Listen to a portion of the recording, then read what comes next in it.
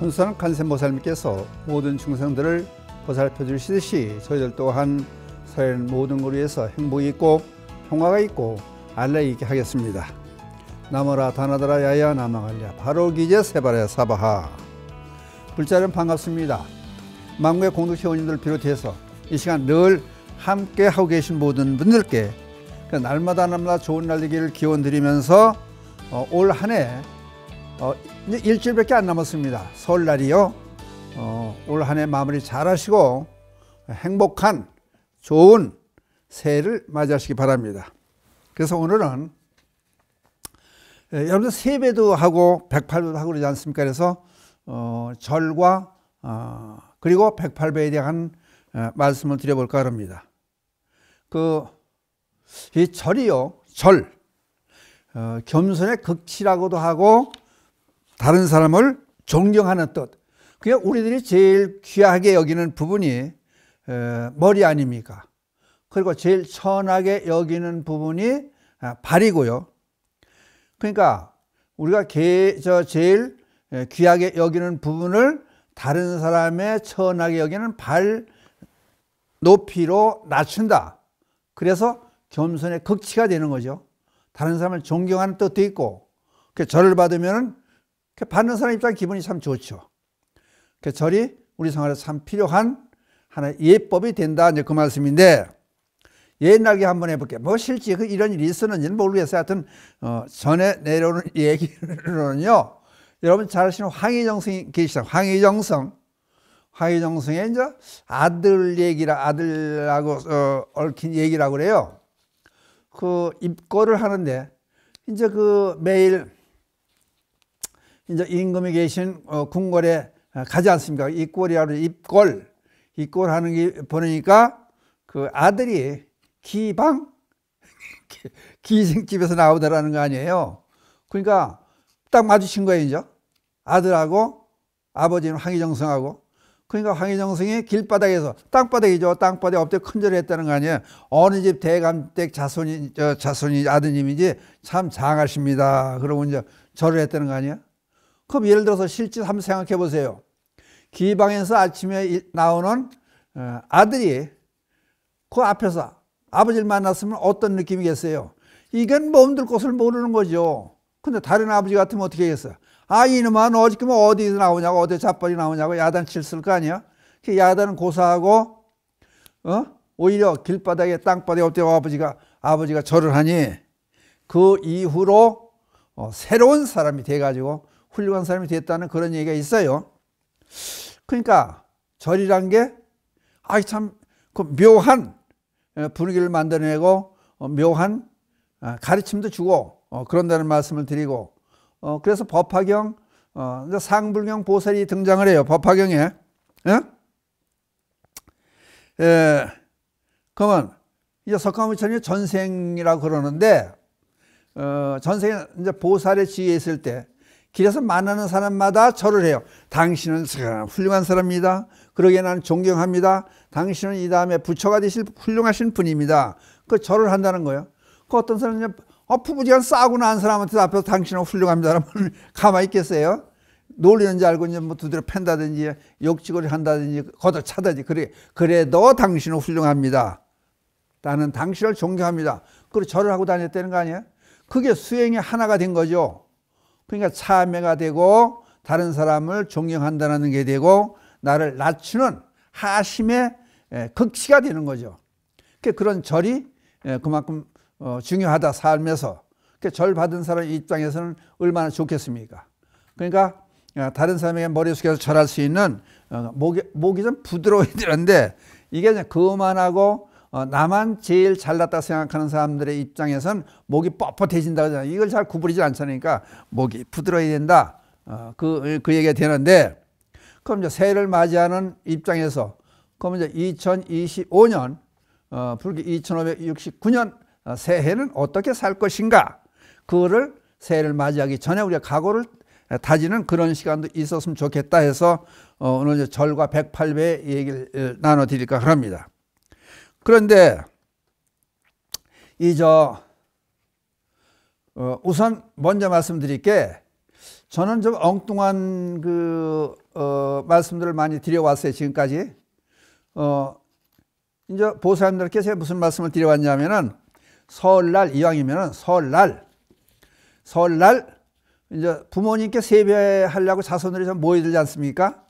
그럼 세배를 받고 난 다음이라든지, 이제 세배 받을 때 그냥 또 평상복이 아니라, 이제 보살님도 어떤 분들은 정장을 차려입어야 또, 아버님은 두루마기, 어머님 두루마기 입고 앉아서 절을 받잖아요. 그러면 절을 받은 다음에도 좋죠. 여하튼 간에 설날, 새날 첫날 아침에 보살님이, 어머니가, 시어머니가, 할머니 되는 입장에서 며느리, 자식, 손자 쭉 있는 그 자리에서 차라리 아들, 딸, 며느리에게, 손자에게 큰절을 한번 하는 것도 좋지 않겠느냐. 그 얘기를 한번 해봐요. 여러 해 동안 그런 말씀을 드렸어요. 이제, 그럼 놀라겠죠. 며느리가, 시어머님이 절을 하니까 그냥 앉아서 절 받을 수가 없잖아요. 같이 절을 하든지, 당황스럽게 하든지 하죠. 그러면은, 시어머니께서 지난해 1년 동안 잘 살아줘서 고맙다. 올 한 해도 우리 식구 화목하게 서로 아끼면서 잘 살자. 그런 뜻을 말씀으로 전해주면서 절을 하면은 아예 감동이 되지 않겠습니까? 그러면은 그걸 생각할 때마다 온 식구들이 1년 12달 가족 화목하고 건실하게 사는 그런 한 해가 되지 않을까. 그런 의미에서 해마다 저는 보살님들께 그런 얘기를 해왔습니다. 그러니까 그렇게 한번 이제 내일 모레 다음 주에 이제 설이 오니까 그 설날 한번 해보시는 게 어떻겠냐. 이제 그런 말씀을 건의를 한번 드려보는 거고, 그 다음에 이제 108배를 하는데 전부 사람들이 이제 집에서도 하시는 분들이 계시고, 또는 법당에서 108배를 숫자를 세가. 요새는 또 불구점에 가면은 한번 누르면 탁탁 하나씩 숫자가 돌아가는 이제 계수기가 있어요. 그거 가지고 108배 하는 분도 계시고, 어떤 분은 또 염주를 이렇게 이제 꽈요. 꽈가지고 이렇게 절 한 번 하고 돌리고, 절 한 번 하고 돌리고, 그걸 갖다 계산하면서 하는 분도 있고. 근데 이제 스님들마다 틀리겠지만 저는 숫자를 세지 말라 그래요. 대개 15분에서 20분 하면은 108배가 돼요. 그러니까 그냥 세지 말고 그냥 한번 해보는 게 어떻겠느냐. 그 대신에 108배의 의미를 꼭 아십시오 하고, 개인적으로 찾아오시는 분들한테 어떤 데 절하는 얘기가 나오면 물어봐요. 108배의 의미를 아십니까? 왜 108번뇌가 등장하라고 108계단이 등장하고 108배를 해야 되느냐는 의미를 아십니까? 대개 모르시더라고요. 또 스님이 물어보면은 어려워서 또 말씀을 못할 때도 있겠지만, 그래서 108배의 의미에 대해서 우선 오늘 설명을 드려볼까 합니다. 이 시간에 잘 들어보시고 108배에 대한 108번뇌에 대한 얘기가 어떤 얘기 근거를 갖고 하느냐. 근데 그거를 아시는 것도 도움이 되겠다 싶어서 오늘 특별히 새해를 맞이하기 전에 말씀을 드려보는 것도 의미가 있다 싶습니다. 그러면 우리가 이제 주관과 객관 그래요. 우리 몸은 안입이 설신이 그래죠. 눈, 코, 입, 몸, 뜻. 우리 몸을 얘기하는 거고, 객관세계라면 색, 성향, 미촉. 반야신이 나오지 않습니까? 색, 성향, 미촉법. 색, 소리, 색, 색깔이 아니고 물체, 형상의 물체. 성, 소리, 향, 냄새, 촉감. 그 색, 성향, 미촉법. 그러니까 객관세계를 전부 이제 얘기하는 거예요. 그러면 이제 우리 몸이 쉽게, 우리 몸이 6가지로 육군 그래. 육군이 밖에 세계, 객관세계, 육경 그래요. 육군이 육경을 대할 때 3가지 경우가 나타난다. 그러니까 대개 이제 한문으로 얘기해서 이제 얘기를 하는데, 조로 짰어요. 그 나쁠 오 짜서 좋을 호. 그러니까 좋고 나쁘고, 좋지도 않고 나쁘지도 않고. 그러니까 이제 그걸 대개 한문으로 호, 오, 무기 그래요. 그러니까 좋고 나쁘고 나쁘지 않고 좋지 않고 3가지 경우가 난다. 그러면은 3가지 경우가 6가지에서 나오니까 3 곱하기 6, 3, 6, 18, 18가지가 경우가 있다. 18가지 이렇게 나눠놓고, 그 다음에 또, 우리 육군이 육경을, 우리 몸이 객관 세계를 대할 때, 이번엔 고락사 그래요. 괴롭고, 즐겁고, 괴롭지도 않고, 즐겁지도 않고, 이제 세 경우가 나오지 않느냐.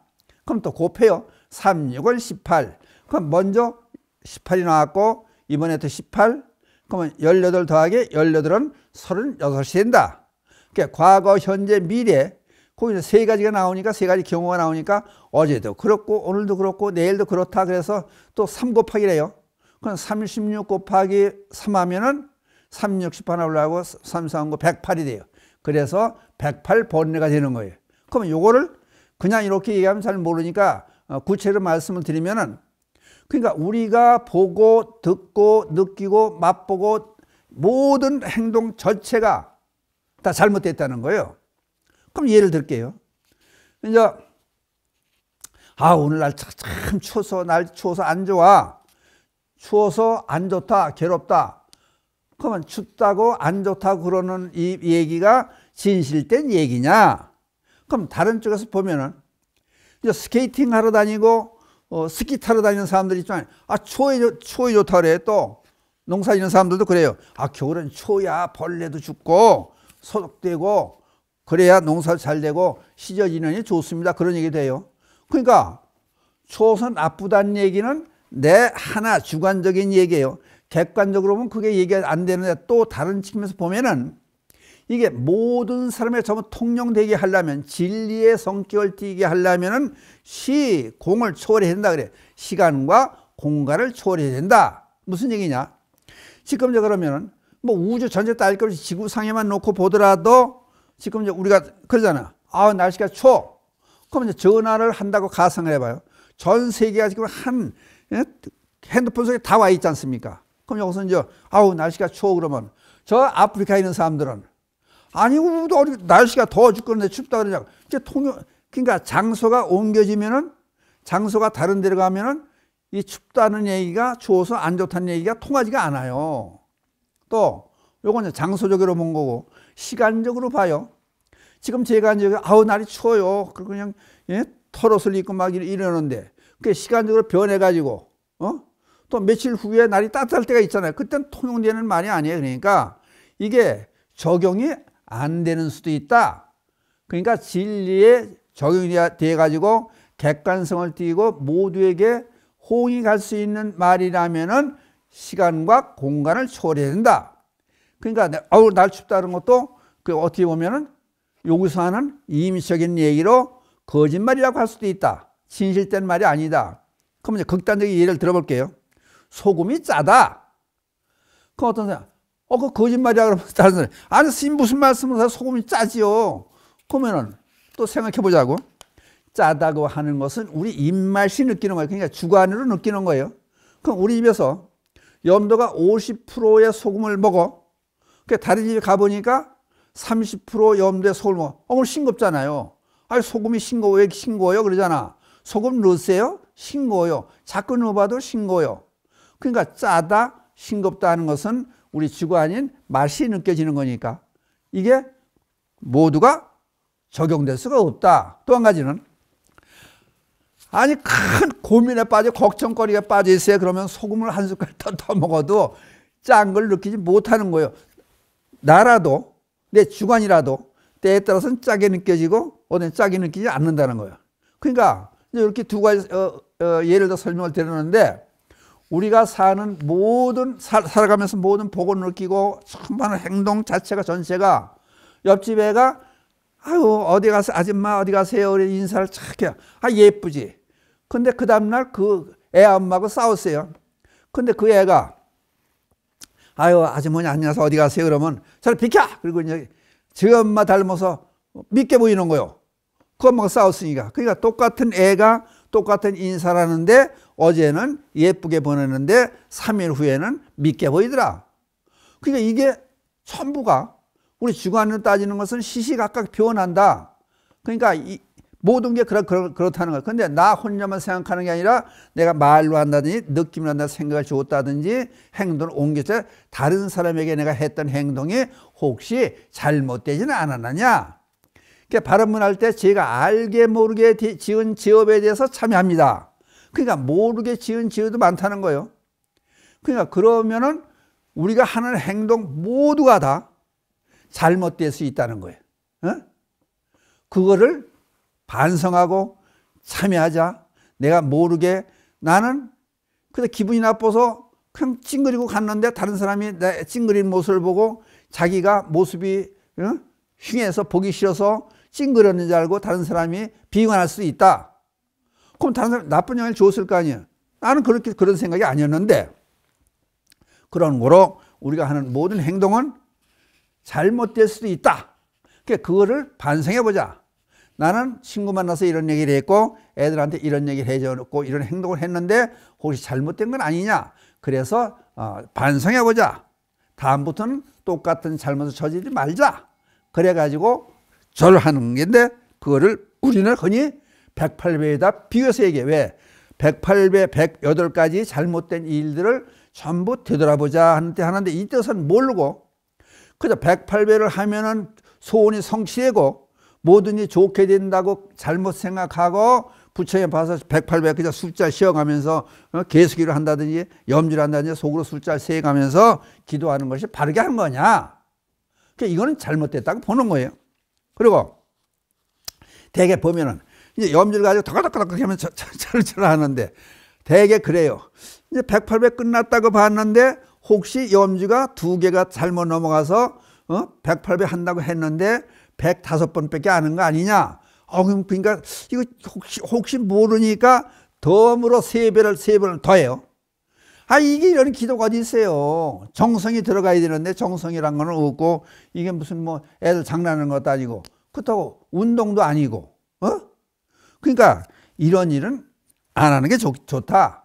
108배의 의미만 알면은 그냥 절을 하면은 지혜의 길로 들었으니까 자기가 잘못했던 일들이 딱 스쳐오는 거예요. 그럼 거기에 대한 반성하고 다음부터는 그런 일이 없도록 하겠다는 그런 생각을 갖는 게 좋다. 그 다음에 그러면은 이게 이제 108배 하는 이게 교인들은 절 안 하잖아요.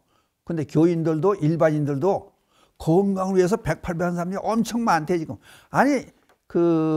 연예인들 뭐 가수라든지 탤런트들도 배우들도 108배는 많이 한대요. 몸이 날씬해지고 건강이 좋아지니까. 그러니까 108배 건강에 얼마큼 도움을 주느냐 그 얘기를 간단하게 설명을 드릴까 해요. 그거는 전에 보면은 SBS 스페셜 0.2평의 기적 그리고 KBS 방송을 한 예가 있어요. 그런데 전부 종합해 가지고 절이 108배 건강에 도움을 주느냐 그걸 한번 이제 살펴볼 거예요. 간단하게 시간이 없으니까. 이제 첫째 엎드렸다 일어섰다는 과정에서 전신 근육을 이제 자극하니까 근육 강화에 도움이 된다. 운동에 효과가 있다니 그렇게 얘기되는. 그다음 허리와 배를 굽혔다 폈다 하게 되므로 복부가 단련이 된다. 그다음 몸을 굽히는 동작에서 골반과 엉덩이 근육이 단련이 된다. 그 다음에 또 네 번째로 체지방 연수에 도움을 준다. 15분에서 대개 20분 하면 100칼로리에서 140칼로리 열량이 소모가 된다. 운동의 효과도 있다는 거예요. 그 다음에 이제 또 몸을 구부리고 숙이는 과정에서 혈액이 머리까지 충분히 공급이 된다. 그래서 영양소 및 산소 공급으로 머리가 맑아지고 두통이 해소가 된다. 이것만 해도 얼마나 건강에 도움이 많이 돼요. 그리고 또 한 가지는 여기 이제 무릎과 허리 통증, 당뇨, 불면증, 우울증, 고혈압과 그런 질환에 도움을 줘서 치유가 될 수 있다. 이게 전에 SBS 스페셜 0.2평의 기적이란 프로에서 밝혀냈던 그 얘기들을 지금 소개를 해드렸습니다. 그러니까 절하는데 이제 무조건 그냥 세고 하는 것보다는 운동이 아니니까 절하는 동안에 이제 지혜의 길로 들었으니까 나타나는 사항들을 잘 살펴보시고, 그 다음에 잘못된 것이 애한테 내가 심한 말을 했구나 그러면은 반성하고 참여하고, 그 다음에 애를 만나 가지고 잘못됐다는 얘기를 해주고 이제 이해를 구하는 그런 계기도 같이 삼는 것이 좋지 않겠느냐. 무조건 하는 108배보다는 그것이 좋다, 그런 말씀을 드리고 우선 절에 대한 얘기, 108배에 대한 얘기를 마치도록 하겠습니다. 감사합니다.